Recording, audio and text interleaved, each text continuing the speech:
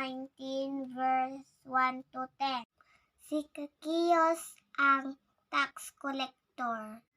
Sa bayan ng Jericho, si Zacchaeus ay mayaman, tax collector, at magkasalanan.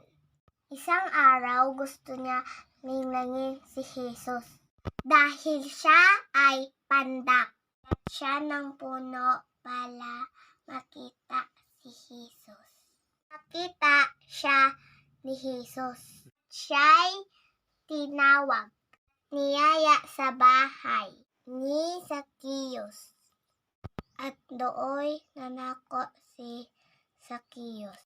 At ibabalik at ibabahagi ang lahat ari-arian nito sa mga taong sisi sa lahat mga salanan. Siya'y timawag at siya'y pinatawag at pinuri ni Jesus.